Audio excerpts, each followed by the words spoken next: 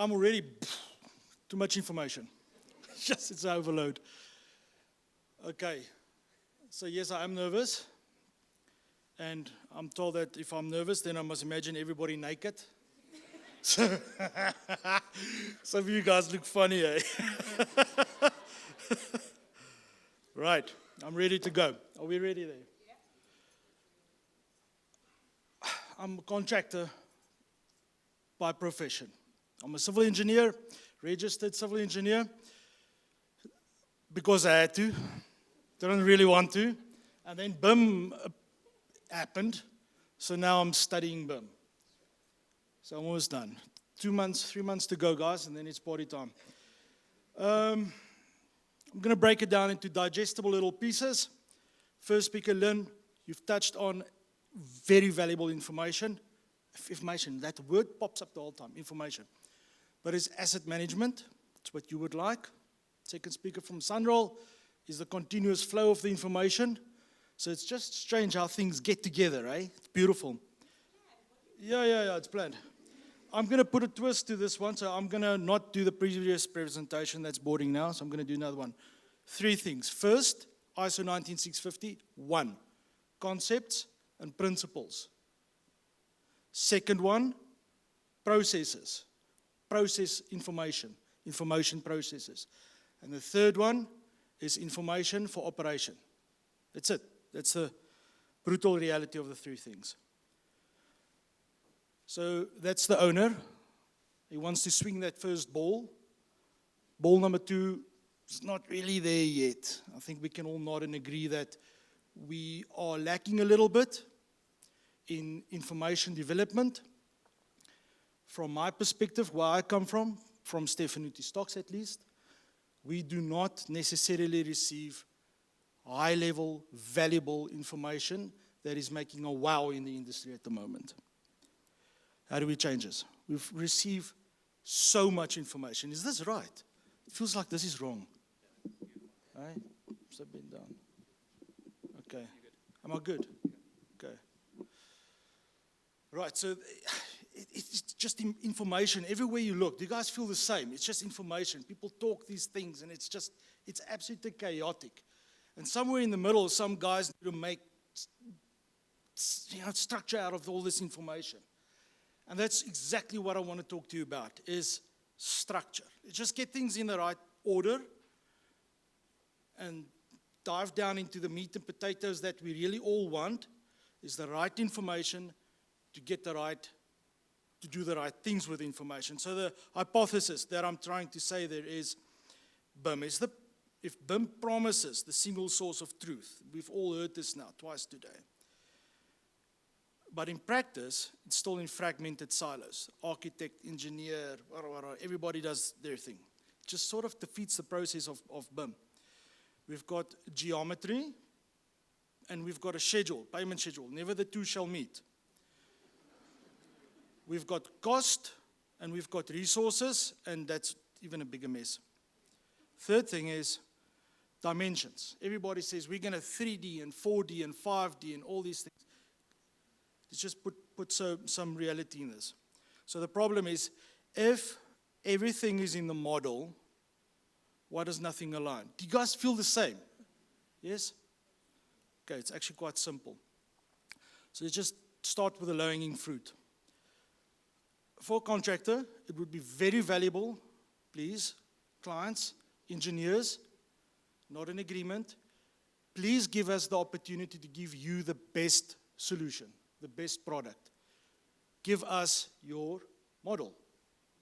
Give us access to it. Second thing, your model must at least be classified. When we talk about classifications, we talk a single language. We're going to talk uniclass, we're going to talk omniclass, and it's important for me to derive valuable information from it. In South Africa, I stand to be corrected, we do not have a classification system. When I work with one engineering house, he uses uniclass. Another one uses omniclass. Chaos. For us as contractors, and potentially also the QSs, to make sense of the chaos, we are going to classify the information, derive information from the model, but it must be classified. Must talk English or Xhosa or Zulu, that's all I'm saying. Models, loin, LOD used to be. Please, we need to move past LOD. We need to move into loin. Loin, straightforward. Alphanumerical, geometry, and documentation. You need to know what you want from that information. If you've got maintainable assets in your model, call it in there. What is the information that you need in it? Okay, pipe dream. Models align with payment items. Some of my international friends say that 90% of their international products or projects, they still go back to first principles and do QSing on Excel. We've got Solibri, we've got Bexcel, we've got all the most advanced information systems. Still don't do it. Right, so let's break BIM. That's what I'm saying. Let's break it until it works. That's me. Everybody like to take it apart and you've got a couple of screws left afterwards. Right, so this is my theory. We're going to break it into a model breakdown structure and information level of information need. We're going to break it down into work breakdown structure, resource breakdown structure, task and cost breakdown structure. And now everybody's going to go, oh, more information. So I'm not even going to spend much time on this slide. I'm just going to jump to the next one and let's unpack it. The first thing that we us as contractors need is the model breakdown structure. If you've got a structure, if you've got an apartment building, you've got a parking area, you've got the main tower, break it up into those different structures. First, you actually have to call it the same language. Everything you model in the same language. If you choose Uniclass, stick to Uniclass. Don't do the one structure in Uniclass and you get the architect to do it in Omniclass, the engineer does Uniclass.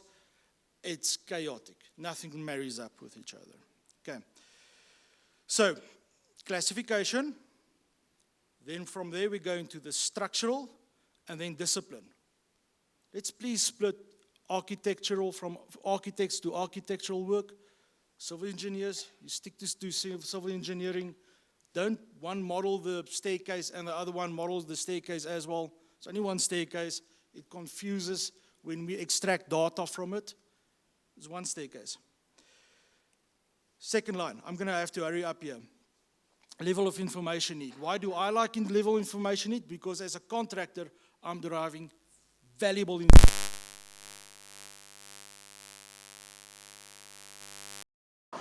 I don't know what class of concrete you really want us to pour.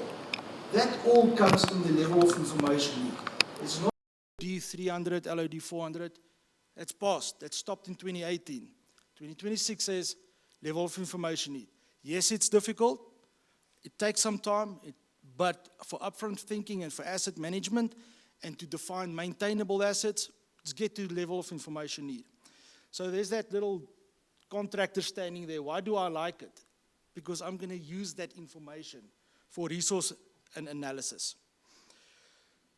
Right, next step, work breakdown structure. This is where it becomes contentious. We see a slab, or bridge, or let's call it an office building, one big slab. We don't build one big slabs.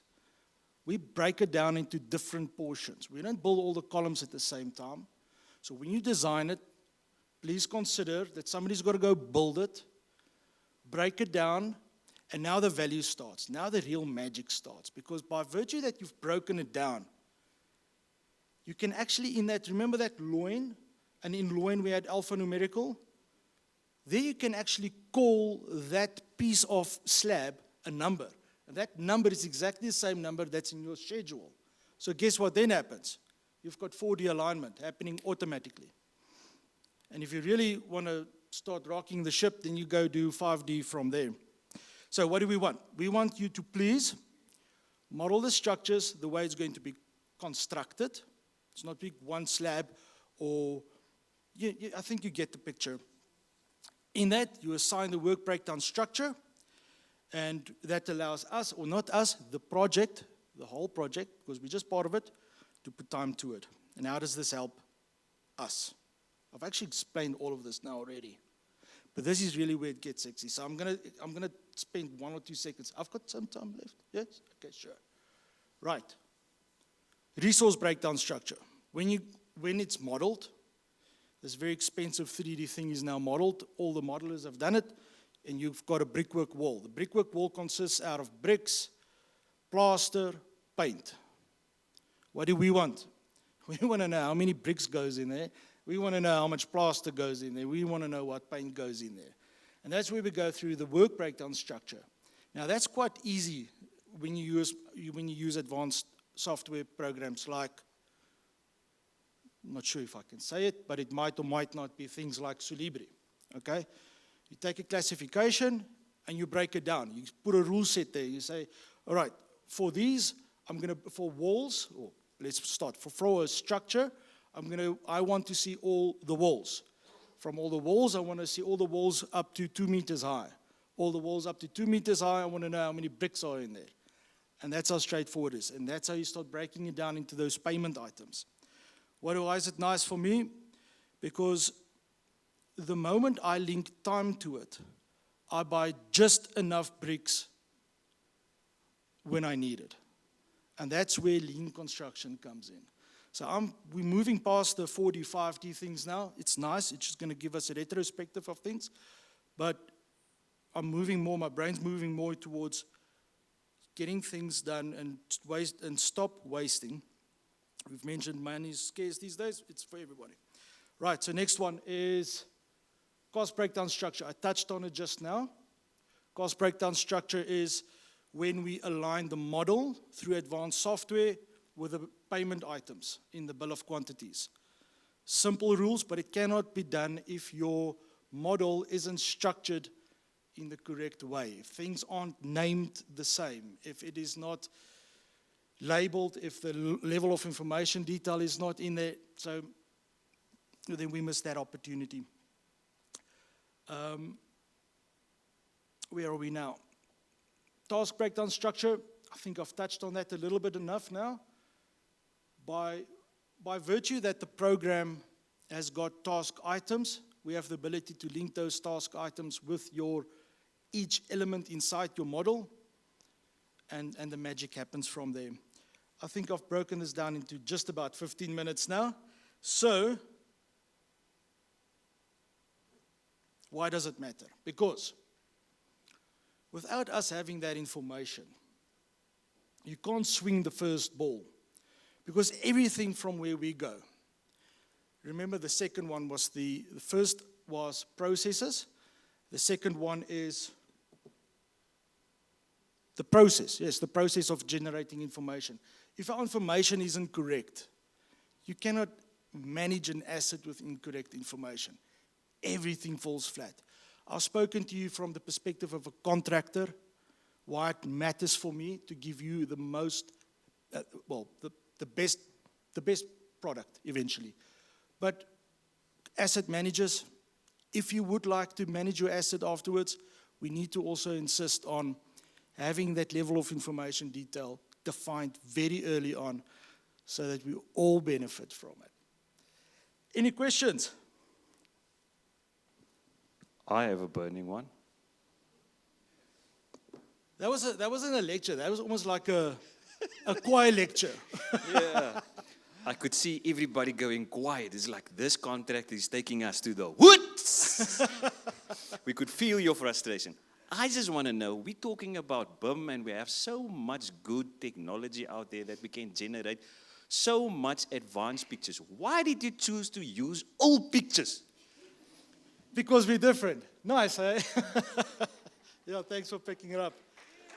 Yeah, there's a question.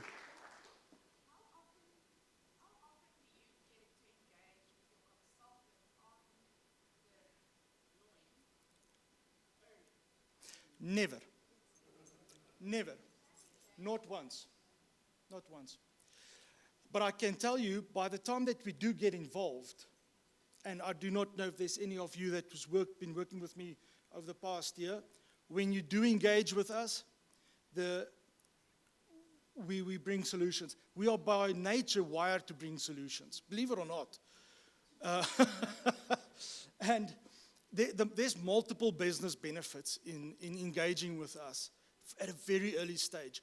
One of the particular things that I've picked up is structural steel. Fabrication and modeling of structural steel. It's always been left for the fabricators. And, we've got to build it, transport it, erect it. Part of that is, how big is the truck to transport it from here to Zambia? How big is my crane to pick it up? And guess what's going to happen? Engineers are going to detail it late. Okay, we're going to get the real information quite late. And we're probably just going to pass a claim on because now the thing was 15 tons and we can only pick up 2 tons. So we have the ability to break it down into pieces that is constructible. And that's the value that we want to bring to the table. Yeah. No, easy questions. I've always said, any easy questions, Gori?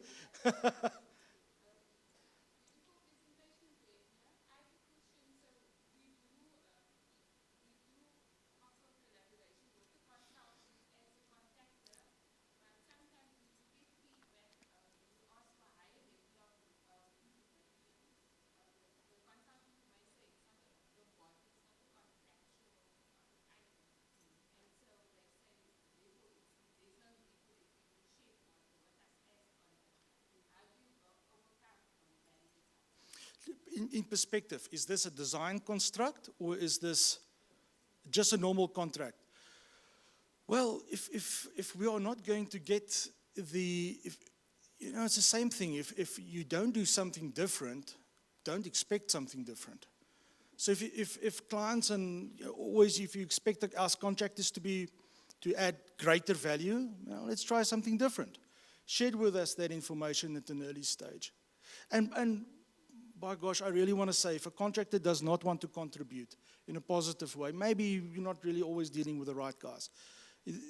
I can categorically state, at least from our side, and that is what Russell Crawford, our CEO, drives, is you must add value. If you do not add value into an organization or into the industry, you defeat the purpose.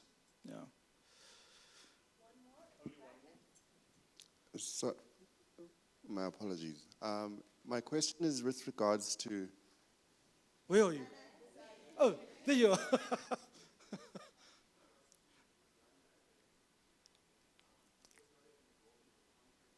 In the design process, should something not work for whatever reason, who then carries the liability? Because you put some input, I put in some input, so contractually, how do we deal with that? Again, is this a design contract, or is this a traditional? You carry the liability. Unless you pay me to carry the liability, you're going to carry the liability. It's over there. Yeah. We're going to cut it over here. We're going to go over time. Sorry. Unless it's burning. Is it burning? How high? Right, while we call the next speaker to the front, we're going to take this question.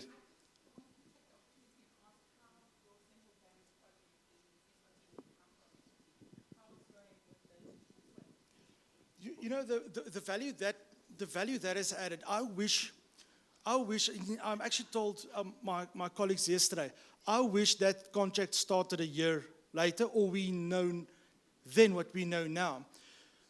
Because I've really tried to engage on an academic basis on studying BIM and the workflows in BIM, I think we could have done some things different. But with the level of data, then I guess you are involved with us there. The information that we've received from the modeling perspective has opened up the world for us. Our cranes went up earlier, which engaged piling to move a little bit smoother, and all the activities were just brought back. And one of the things, are you on the architecture or on the engineering side? Architect. When we modeled the tower cranes, we purposefully positioned the ties not to clash with the mullions. So one of the things that we always find after you've finished the building, you've got to go back and do the facade fixing up, etc., etc. Not on this one. Everything's modeled to the extent that you're just going to fix the glass panel, and that's about it. Yeah. Thank you.